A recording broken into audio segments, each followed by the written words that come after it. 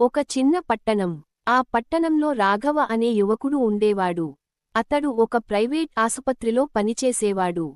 అటెండర్గా కష్టపడి పని చేసేవాడు. జీతం తక్కువే. తల్లి చికిత్స కోసం డబ్బు కూడబెట్టేవాడు. కాని తన పనిలో మాత్రం నిజాయితీగా ఉండేవాడు. ఆ నిజాయితీనే అతడి బలం. ఒక రోజు ఆసుపత్రి చాలా రద్దీగా ఉంది. అప్పుడే అతడికి ఒక బ్యాగ్ కనిపించింది. బెంచ్ కింద పడి ఉంది. బ్యాగ్ తెరిచి చూశాడు. అందులో డబ్బు ఉంది. ఒక్క క్షణం మనసు తడబడింది. కాని నిజాయితీ గెలిచింది. బ్యాగ్ను రిసెప్షన్కు ఇచ్చాడు. అప్పుడే ఒక వృద్ధ మహిళ వచ్చింది.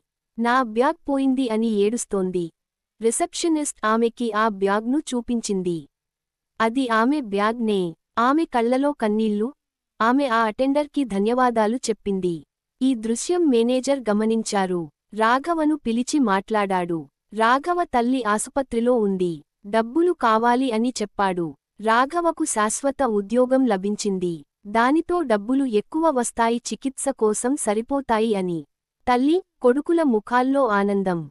నిజాయితీ ఎప్పుడూ వదిలిపోదు. క్షణిక లాభం కాదు. నిజాయితీనే నిజమైన సంపద.